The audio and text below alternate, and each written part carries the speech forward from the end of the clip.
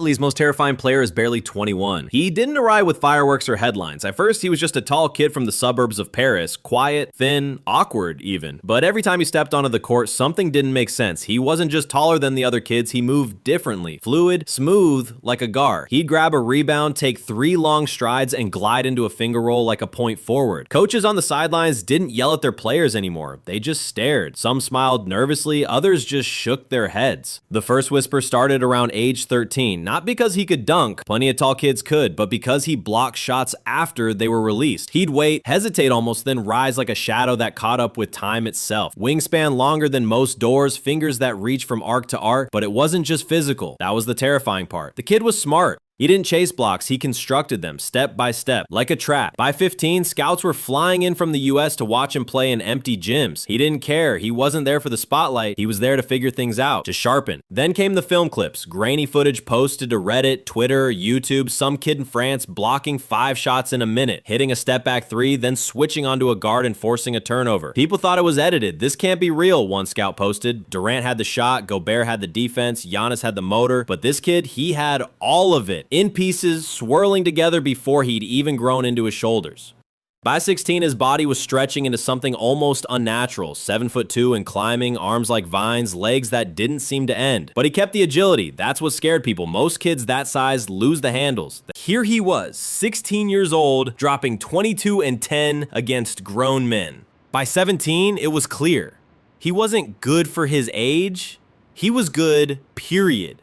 He was dominating players 4, 5, 6 years older, and not just in the ways you'd expect. He'd make skip passes from the post. He'd read pick and roll coverages like a veteran. He'd hit catch and shoot threes with no hesitation. He hadn't even put on muscle yet. He was still growing. One American scout put it best. He's what happens when you give a point guard's brain to a skyscraper.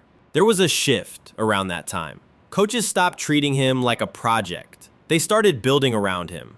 But even then, after the first ESPN features, the viral clips, the comparisons to legends, he stayed silent. He wasn't selling himself. He was studying. He wasn't just born tall, he was born different. And soon the league would have to deal with it. The hype was already boiling by the time he landed in Las Vegas. Not for a summer league game, not for an NBA debut, just an exhibition, a showcase. A chance to glimpse the anomaly that had been whispered about in draft rooms and group chats for over a year. The opponent? Scoot Henderson, explosive, fearless, the projected number 2 pick. All eyes were on him. Then the game started. He hit a step-back 3, smooth, effortless, high arc, unguardable. Then he hit another and another. At one point, he blocked a shot, sprinted down the floor, and hit a trailing triple in rhythm. After the game, NBA stars were tweeting things like, "Never seen anything like this. LeBron didn't mince words. He's not from here. He's an alien." And somehow that wasn't exaggeration. It felt true. That night wasn't about stats. It was about confirmation. The rumors, the clips, the comparisons, they were all real, maybe even understatements. He didn't just live up to the hype. He warped it, made it feel small, outdated. You realized watching him that the league was about to enter a new phase and no one was ready. The months that followed turned into a waiting game. Everyone knew who was going number 1. His first preseason game was filled with nerves, hype, and flashes. But even when he missed shots or made mistakes, he looked inevitable. By the time opening night arrived, people weren't asking if he'd be good. They were asking how soon he'd be great. He doesn't chase, he doesn't bite, he just waits. Long arms draped like curtains, timing his move not like a defender, but like a surgeon. What really sets him apart is the contradiction of his game. He's impossibly tall, yet handles the ball like a guard. He has the wingspan of a prehistoric bird, yet shoots with touch and rhythm. He can run the floor like a wing, pick and pop like a stretch 4, and post like a setter when he needs to. His closeouts feel like teleportation. He can challenge a 3 at the top of the key and still recover to block the dump-off pass underneath. Most young players have to work through the game. They make mistakes, speed up under pressure, get lost in coverages. He doesn't. He slows it down. He's not reacting to the game. He's reading it. He doesn't force the ball. He doesn't hunt stats. He just moves. Smoothly, efficiently. Like water filling every crack in the defense until it all breaks open. He can hit the 3 if you sag. He can hit the cutter if you double. He can pull up, spin, or fade. And if he misses, he'll grab his own rebound over 2 guys and finish anyway. And when one player can force an entire team to adjust constantly, that's not just talent. That's domination.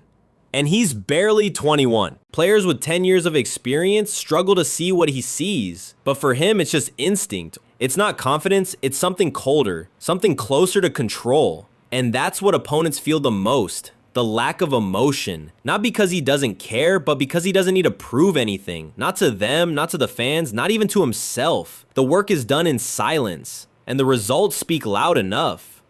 Even his recovery routines are built with the long term in mind. Cold baths, meditation, breathing work. He's been known to train barefoot to feel the court better. That's not the mindset of a kid, and yet he is a kid.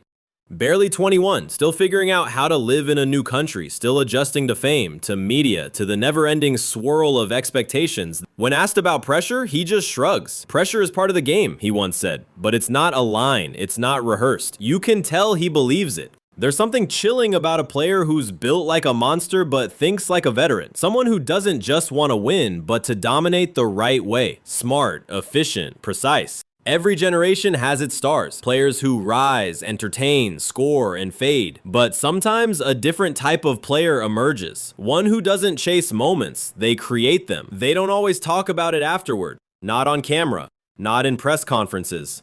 But you can see it in their faces, in the way they shake their heads walking back to the bench, in the way they hesitate the next time down the floor. Everyone who's faced him has had a moment, that split second of disbelief, of confusion, of frustration, when they realize they're not in control, not anymore. It always happens eventually, because when you go up against him, the game doesn't just change, it turns against you. There was the veteran point guard who made a living slicing through bigs in the pick and roll. He called for a screen, got the switch he wanted, danced at the top of the arc, one jab, then a drive, full speed, confident, and then silence. The kid didn't move. He just stood there, one step inside the free throw line, arms slightly out, legs calm, expression blank. The drive stalled, the dribble stopped, and the ball swung weakly to the corner as the shot clock died. But the moment the ball left his hand, the air changed. From the far side of the paint came the kid, long strides turning into a single leap, arm reaching above the rim like it was drawn from a comic book. The shooter landed, looked around like he'd just seen a ghost, and jogged back in silence. That's the pattern. They try once, then they think twice. He doesn't say anything when it happens, he just jogs back up the court, emotionless, the job already done. It's not arrogance, it's not indifference, it's focus, precision. The kind of focus that lets him stalk passing lanes, cut off angles, and close out to the corner in 2 steps like he's breaking the laws of space. Ukuchua, and it's not just on defense. He's left defenders frozen with a jab step and a pull-up 3 from beyond the arc. He's crossed over power forwards like they weren't there. He's taken an inbound, dribbled coast to coast, and finished with a Euro step that looked impossible for someone his size. Each time the reaction is the same. Defenders turning around, eyes wide, mouthing, "What was that?" There was a playoff contender whose offense ranked top 5 in the league. They faced him twice in a month. After the second loss, their coach didn't talk about missed shots or bad rotation. He just said, "We weren't ready for that." Players won't admit it publicly. Not yet. Too much pride, too many egos. But behind the scenes, they're already talking about how you can't go at him like other bigs, about how you can't sag off him like other rookies, about how even when he doesn't score, he controls everything. They've tried. The strong, the fast, the experienced. And every time, he's answered with a reminder. He's not here to join the league. He's here to rewrite it. And at barely 21, the list of victims is already long and growing. For years, the league has talked about the future like it was some far-off concept, a projection, a guess, something that might arrive someday in the form of a versatile big, a two-way wing, or a generational scorer. They spoke about the future like it needed time, like it required patience. But now, that illusion is gone, because the future is already here, and it's 7'4", fluid, surgical, and barely 21 years old. Every time he steps on the court, he disrupts more than just the opposing team's rhythm. He disrupts the league's sense of what's possible. You see it in the front offices, in the scouts scrambling to find the next one, even though there probably isn't one. You see it in player development programs, quietly shifting focus, trying to mimic his frame, his mechanics, his discipline. Teams are rethinking what a big man can be, what a prospect should look like, what defense, spacing, and versatility truly mean. Because he's not just playing within the system, he's redefining the blueprint. This isn't some stretch 5 who added a jumper late in his career. This isn't a rim runner with elite hops and raw instincts. This is a full spectrum talent, someone who can start at the 5 and end up guarding the perimeter, then hit a 3 on the other end without breaking stride. and he's doing it all with the composure of a 10-year vet. That's the part nobody can explain. Not the height, not the wingspan, not even the skill. It's the way he owns the game already, like it was waiting for him. When he walks into a game, there's a shift, a tension. Coaches whisper to each other about adjustments. Opponents glance over their shoulders to make sure they know where he is. Players hesitate to drive. Shooters check their release. He doesn't even need to block a shot to change the possession. His shadow is enough. And this is just the beginning. He hasn't filled out yet. He hasn't even had a real playoff run. There's no film yet on what he looks like in elimination games. No defensive schemes have truly tested him under fire. But even in his first season, the impact is impossible to ignore. His team is better just by having him on the floor. Their identity shifts. The court bends. Every shot, every pass, every rotation is touched by the weight of his presence. MVP buzz doesn't feel crazy anymore. Defensive Play of the Year is just a matter of time. All-star appearances, inevitable. But those are just the benchmarks. The real story is what he's doing to the league's expectations. He's not just playing well, he's raising the ceiling on what a young player can do and what a franchise can build around. The veterans know it too. Watch how they guard him. Watch how they talk about him in post-game interviews. There's a different tone. It's not the usual praise you give a rookie who had a good night. It's caution. It's awe. It's the quiet realization that they're facing someone who's not supposed to exist, and definitely not supposed to already be this good. He has years ahead of him. Years to learn, to adapt, to add layers to a game that's already overflowing with tools most players spend a decade trying to master. The idea that he might get better is almost unfair. He doesn't need to add a thing to be dominant, and yet he will. That's the terrifying part, the thing that keeps coaches up at night. Not what he is, but what he could become. And still, he stays grounded. You won't see him chasing headlines. You won't hear him calling himself the best. That's not his way. He lets the game speak, and the game is screaming. They called him a unicorn, an alien, a once-in-a-generation anomaly. But maybe he's not an exception. Maybe he's the beginning of a new standard. Maybe someday kids will grow up watching him and say that's how it's supposed to look. But not yet. For now, he's alone, at the edge of what basketball can be, the prototype, the storm, the glitch in the system. And at barely 21, he's already here.